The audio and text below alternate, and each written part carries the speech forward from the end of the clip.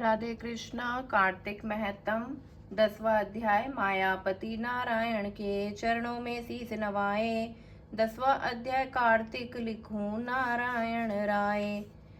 राजा पृथु ने कहा कि हे देवर्षि, आपको नमस्कार है। कृपा करके आप यह कहिए कि जिस समय भगवान शंकर ने अपने माथे का वह तेज क्षीर सागर में डाल दिया तो उस समय क्या हुआ। नारद जी ने कहा कि हे राजन, जब भगवान शंकर ने अपना वह तेज क्षीर सागर में डाल दिया तो उस समय वह शीघ्र ही बालक होकर गंगा सागर के संगम पर बैठकर संसार को भय देने वाला रुदन करने लगा। उसके रुदन से समस्त संसार व्याकुल हो उठा। लोकपालों के मन में भी व्याकुलता हुई। चराचर चलायमान हो गया। शंकर सुवन के रुदन से ब्रह्मांड व्याकुल हो गए। समस्त देवता और ऋषि मुनि व्याकुल होकर लोक पितामह श्री ब्रह्मा जी की शरण में गए। सबने मिलकर श्री ब्रह्मा जी को प्रणाम किया और उनकी स्तुति की। फिर कहा कि हे पितामह, ये तो बड़ा भयंकर समय उपस्थित हुआ है। हे महायोगिन, इसका नाश कीजिए। तब देवताओं की ऐसी बात सुनकर श्री ब्रह्मा जी सत्यलोक से उतरकर उस बालक को देखने के लिए समुद्र तट पर आए। समुद्र में ब्रह्मा जी को आता देखकर प्रणाम किया और बालक को उठाकर उनकी गोद में दे दिया। तब विस्मित होकर श्री ब्रह्मा जी ने पूछा कि हे सागर, तुम शीघ्र कहो कि यह बालक किसका है। समुद्र ने विनम्र शब्दों में कहा कि प्रभु, ये तो मैं नहीं जानता, किंतु मुझे इतना अवश्य ज्ञात है कि यह गंगा सागर के संगम पर प्रकट हुआ है। अतएव हे जगत गुरु, आप इस बालक का जात, कर्म आदि संस्कार कीजिए, इसका जातक फल बताइए।